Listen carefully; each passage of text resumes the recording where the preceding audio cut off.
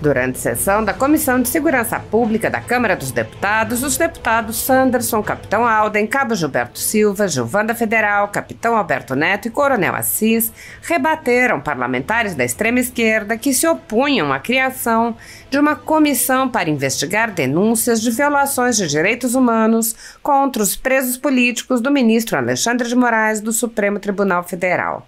Um deputado de esquerda apresentou supostos números sobre os presos políticos, repetindo a narrativa de que os presos políticos teriam recusado o acordo proposto pela PGR, mas omitindo o tempo de prisão preventiva sem denúncia e as graves violações de direitos cometidas contra os presos. O deputado Sanderson explicou: "Nós acompanhamos desde os dias 8, 9 e 10 de janeiro de 2023, de lá para cá, todos os dias, de segunda-feira a segunda-feira, essa farsa montada, nós sabemos por quem. Uma cilada que até hoje dá sustentação ao governo que está aí. Esse estratagema político está destruindo, está acabando com a vida de cerca de 1.500 pessoas inocentes para criar cortina de fumaça e narrativas para sustentar o governo. Eles não estão nem aí. Eles estão literalmente destruindo 1.500 pessoas inocentes.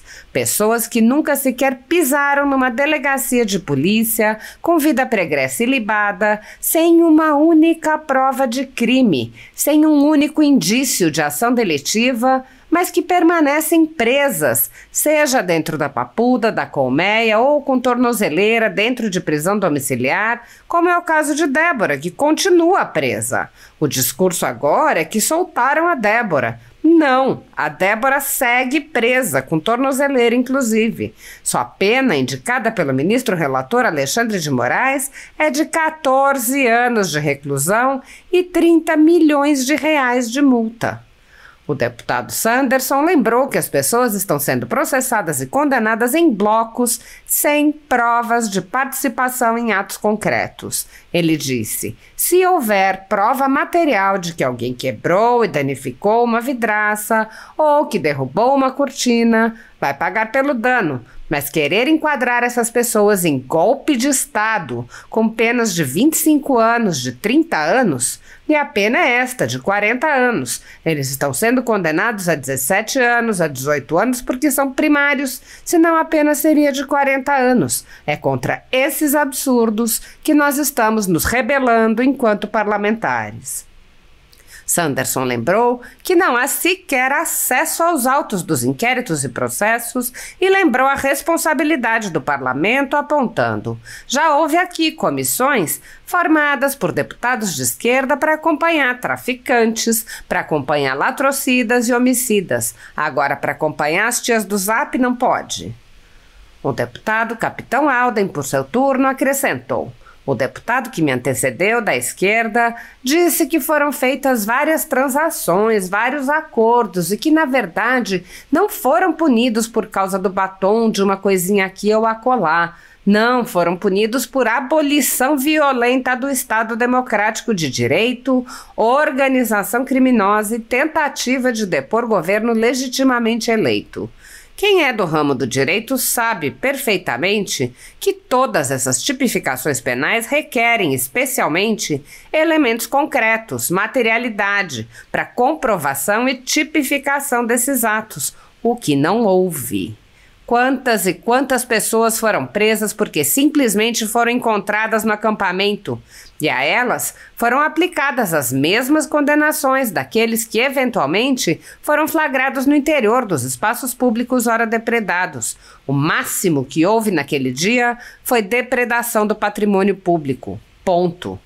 O deputado expôs o ridículo das narrativas apresentadas para justificar a tese de golpe de Estado, mostrando não apenas que não houve golpe, mas também que as pessoas presas não tinham qualquer relação com aquelas narrativas.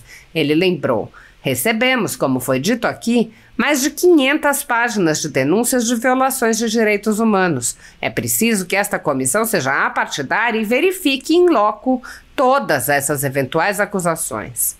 O deputado Cabo Gilberto Silva lembrou as flagrantes violações de direitos e afirmou: precisamos urgentemente restabelecer o Estado de Direito de fato, não com essa narrativa mentirosa de grande parte da esquerda que mente descaradamente para enganar você, cidadão brasileiro.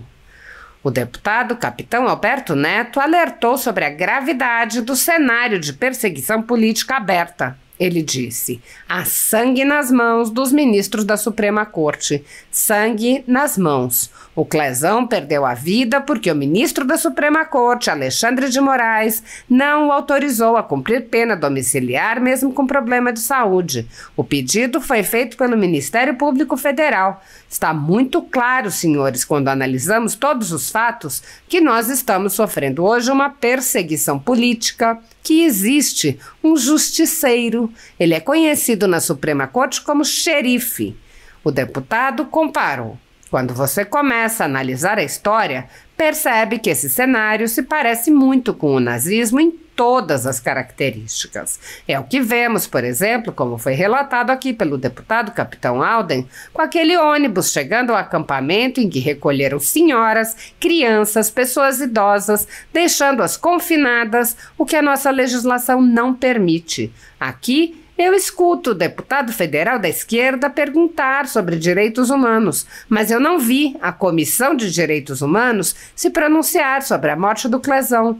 Não vi a Comissão de Direitos Humanos ir a esse local onde confinaram crianças e senhoras idosas. Há uma perseguição política. A gente já viu isso acontecer no passado. Este Congresso tem a obrigação de botar um freio nisso.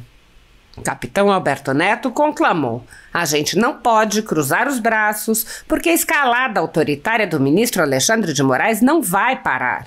Ou o Congresso descruza os braços e vota a urgência da anistia nesta semana, ou a gente vai ficar submisso à Suprema Corte e a população não vai mais acreditar no Congresso. Desde 8 de janeiro de 23, 9 de janeiro, 10 de janeiro, de lá para cá, todos os dias, de segunda a segunda-feira, essa farsa montada, nós sabemos por quem, uma cilada que até hoje dá sustentação ao governo que está aí. E essa estratagema política está destruindo, acabando com a vida de cerca de 1.500 pessoas inocentes. Para criar cortina de fumaça e narrativas para sustentar o governo, eles não estão nem aí. Eles estão literalmente destruindo 1.500 pessoas inocentes. Pessoas que nunca sequer pisaram numa delegacia de polícia, com vida pregressa ilibada, sem uma única prova de crime, sem um único indício de ação delitiva, e permanecem essas pessoas presas, sejam elas dentro da papuda, da colmeia, ou tornozeladas, ou dentro de prisão domiciliar, que é o caso da Débora, que ela continua presa. Esse discurso agora, soltaram a Débora. Não, a Débora segue presa, tornozelada, inclusive, cuja pena indicada pelo ministro relator Alexandre de Moraes é de 14 anos de reclusão e 30 milhões de multa. Então, quando se fala que a anistia pode abrir um precedente, nós trabalhamos no direito penal, ou quem trabalha com direito penal trabalha com situações concretas. Quem trabalha com hipótese são outras seções ou outros segmentos da sociedade brasileira. Médico trabalha com hipótese, às vezes, o psicólogo trabalha com hipótese. Agora, o promotor, o juiz, o policial, o investigador, quem atua no direito penal para condenar alguém não pode trabalhar com hipótese. A hipótese pode até servir para o direito civil, mas não para o direito penal. Coronel Ulisses sabe disso. Bilinski, Gonçalves. Então, quando nós temos ali ilações, conjecturas, indicando que houve um golpe de Estado, isso é uma grande injustiça, um grande absurdo. Se houver prova material de que alguém quebrou e danificou uma vidraça ou que derrubou uma cortina, vai pagar por dano. Mas querer colocar essas pessoas como golpe de Estado com penas de 25, 30 anos, e a pena é essa, de 40 anos, eles estão sendo condenados a 17, 18 anos porque são primários, senão a pena seria de 40 anos. É contra esses absurdos que nós estamos nos rebelando quanto parlamentares. Vamos sim criar essa comissão para acompanhar abusos que têm sido denunciados pelos familiares de presos que estão dentro da colmeia, da papuda e dentro de casa, inclusive. Pessoas que perderam empregos porque não podem trabalhar. Parlamentares federais, deputados e senadores, sequer conseguem fazer o acompanhamento porque o seu Alexandre de Moraes proíbe, não deixa. Fazer um acompanhamento, algo que sempre foi acompanhado por comissões desse parlamento, inclusive para criminosos hediondos. Já houve aqui comissões formadas por deputados de esquerda para acompanhar traficantes, para acompanhar latrocidas e homicidas. Agora, para acompanhar CIS do Zap não pode. Então, sim, vamos criar essa comissão especial para que esta comissão fiscalize, afinal de contas, esse é o nosso papel, fiscalize as condições em que estão sendo realizadas essas prisões absurdas, determinadas por um juiz do STF, e para depois, ao final e ao cabo, a comissão elaborar um relatório, encaminhar inclusive para órgãos internacionais, sinalizando para abusos de direitos humanos que estão sim sendo cometidos aqui no Brasil por quem teria o dever de dar guarida, proteger, mas vai lá e ataca, no caso, esse ministro do STF. Senhor presidente, mais uma vez quero agradecer Vossa Excelência. Nós precisamos investigar essas denúncias de violações dos direitos humanos dentro do sistema penitenciário brasileiro. Nós temos nestas denúncias de mais de 500 páginas, Coronel Assis, Coronel Ulisses, Sargento Faur e colegas desta nobre comissão, relatos de maus tratos, condições degradantes e privação de direitos fundamentais. Nesse sentido, presidente delegado Paulo Bilinski, agradeço aos colegas que a gente realmente tenha um gesto suprapartidário, já que será uma comissão que tem a responsabilidade para investigar.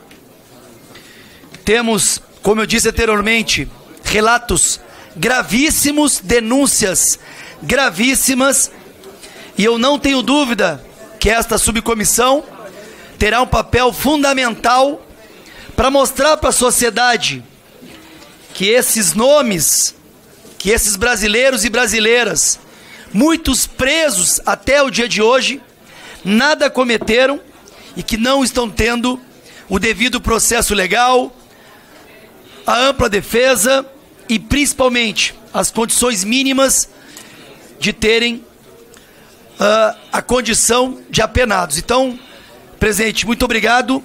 Espero aí a votação de todos para que a gente possa aprovar de forma unânime esse requerimento. Muito obrigado, deputado Zucco. Na ordem de inscrição, passa a palavra ao capitão Alden.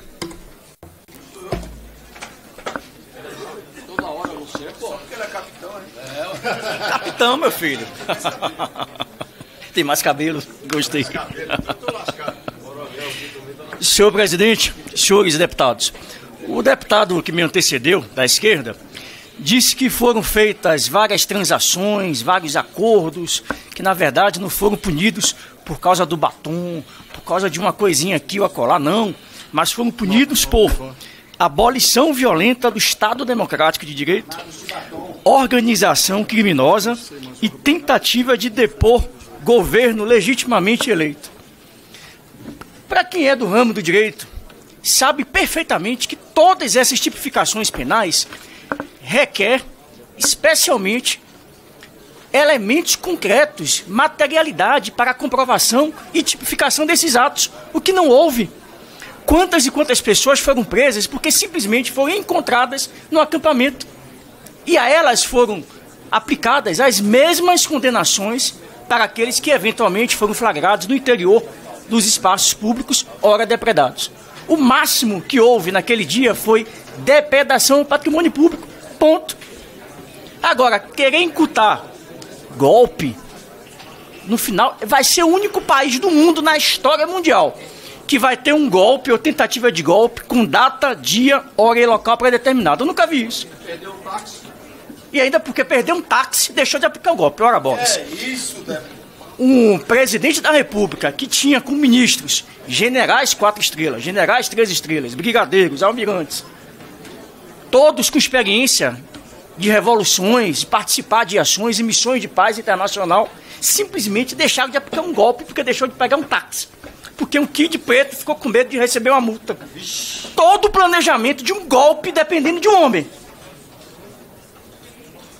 E um golpe sem armas, sem violência, no final de semana, sem atentar contra autoridades. Que golpe é esse? Sem apoio internacional, porque uma eventual tentativa de golpe haveria o dia posterior.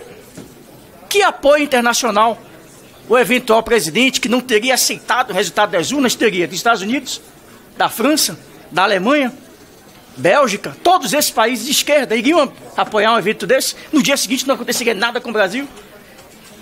Havia aí um movimento armamentista de generais, brigadeiros, em quartéis, mobilizando aí as suas forças, as suas tropas terrestres, aéreas? Não. Houve tropas paramilitares se movimentando no interior do Brasil para ocupar um determinado local? Também não. Que golpe, que tentativa de golpe é essa? Então, realmente, é uma falácia.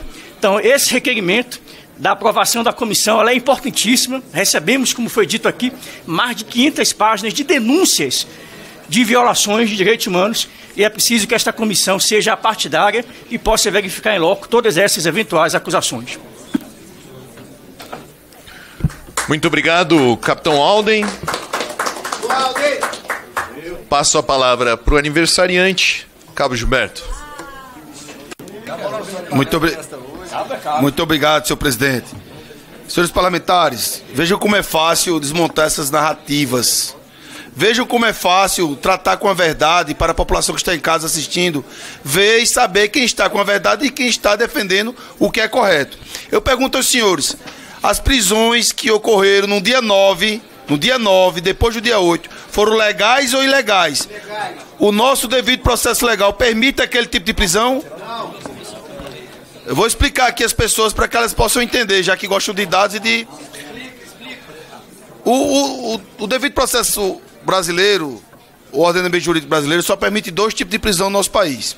O primeiro é em flagrante delito, que qualquer do povo deve e pode, e as autoridades devem, têm a obrigação de prender, ou com mandato de prisão. Mandato ou de prisão. No dia 9, aquelas pessoas estavam enquadradas em uma dessas 2 ações? Não. São todas prisões ilegais. As prisões em flagrante do dia 8, no devido processo legal, deveria ser respeitado, ponto a ponto, a individualização da conduta, como determina a nossa legislação, para que cada pessoa pagasse pelo seu delito. É assim que funciona. Não generalizar da forma que foi, de respeitando a legislação. Segundo, os senhores sabem que morreram pessoas, não deixaram morrer no ginásio da Polícia Federal, porque se levaram para os hospitais, mas morreram pessoas naquela ação. Posteriormente a isso, não respeitaram a determinação do CNJ, que diz que em 24 horas tem que ter audiência de custódia. Aquelas pessoas tiveram audiência de custódia em 24 horas? Não tiveram. Então foi tudo de forma arbitrária que ocorreu. Os juízes federais, os promotores, poderiam soltar aquelas pessoas na audiência de custódia?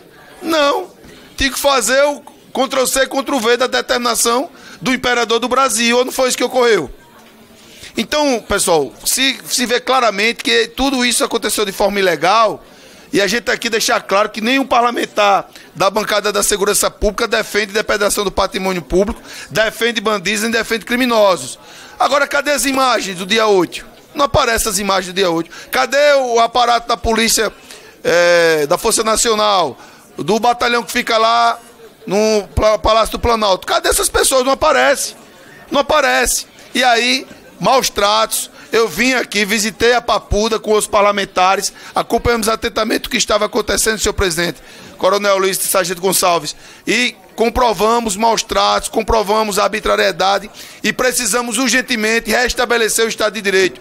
De fato, não com essa narrativa mentirosa de uma grande parte da esquerda que mente descaradamente para enganar você, cidadão brasileiro. Obrigado, presidente.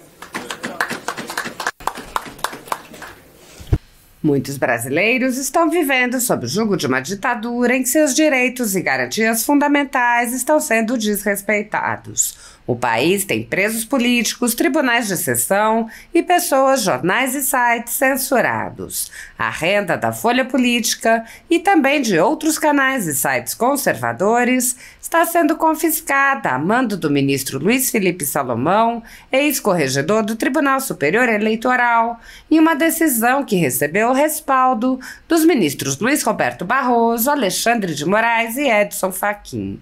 Toda a renda de mais de 20 meses do nosso trabalho é retida sem qualquer justificativa jurídica.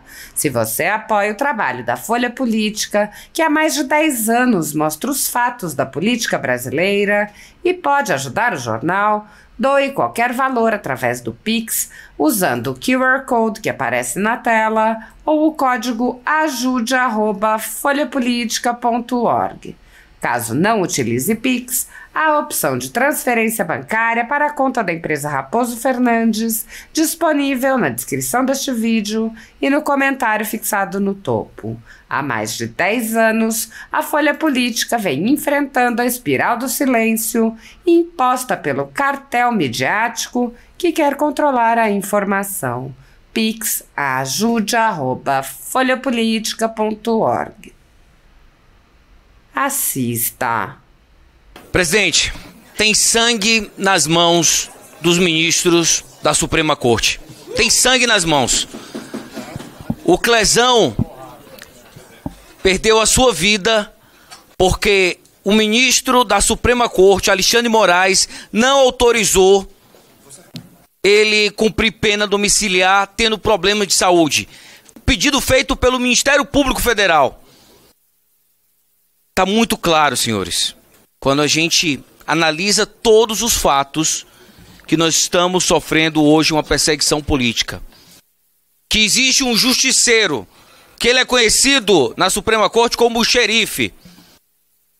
E quando você começa a analisar a história, parece muito com o nazismo. Tem todas as características. Quando você vê aquele ônibus que foi relatado aqui pelo capitão Alden, aquele ônibus chegando no acampamento e recolhendo senhoras, crianças, colocando confinados, pessoas idosas, crianças confinadas, que a nossa legislação não permite. E quando eu escuto aqui deputado federal da esquerda perguntar sobre os direitos humanos, eu não vi a Comissão dos Direitos Humanos se pronunciar com a morte do Clezão. Eu não vi a Comissão de Direitos Humanos ir lá nesse confinamento onde tinha crianças e senhoras idosas. Há uma perseguição política. A gente já viu isso acontecer no passado. E esse Congresso tem a obrigação de dar um freio nisso. E nós, e essa comissão, parabenizar o deputado Zucco, líder da oposição, por ter essa iniciativa que nós temos que ir em loco. A gente não pode cruzar os braços. Porque a escalada autoritária do ministro Alexandre de Moraes não vai parar. Ou o Congresso descruza os braços e vota a urgência da anistia essa semana, ou a gente vai ficar submisso à Suprema Corte. A população não vai mais acreditar no Congresso Nacional. E, presidente, eu queria falar sobre uma notícia em um minuto aqui, que eu sei que hoje é 1º de abril, mas pasmem. Olha a notícia que saiu do governo Lula. Eu sei que é difícil acreditar porque é 1º de abril, mas o governo Lula vai enviar mensagem a celulares roubados para exigir devolução. Caso não cumpra a ordem, portador do aparelho pode ser investigado por crimes de furto. Isso não é 1º de abril, mas é verdade. Eles querem recuperar celular por mensagem de WhatsApp. Se a gente continuar entregando o nosso país nas mãos desses canalhas, a gente vai continuar sendo governado, sabe por quem? Pelas facções criminosas. Obrigado, presidente. Muito obrigado, capitão Alberto Neto. Passa a palavra ao Coronel Assis.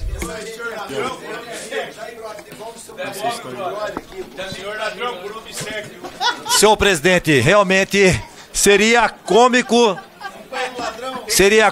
se não fosse trágico, né? Imagine, Vossa Excelência, a mensagem que deve chegar lá para o criminoso, né? Senhor ladrão, por gentileza, companheiro ladrão, né? Por gentileza, né? Vossa Excelência poderia devolver o celular roubado na delegacia mais próxima da sua casa. Enviaremos também a localização, né? Ou pior, né, senhor presidente? Senhor ladrão, por gentileza, temos agora um posto de troca de celular roubado por cervejinha. É só ir lá e devolver o celular que Vossa Excelência roubou. É um absurdo, né? Realmente é brincar com a cara do cidadão brasileiro quando se fala em segurança pública. Mas aqui, senhor presidente, eu gostaria também de parabenizar o líder da oposição, o deputado Zucco, e todos os subscritores aí, né, desse requerimento que foi feito. É importantíssimo que nós possamos sim, né, promover o acompanhamento de toda essa temática que gira em torno aí dessa prisão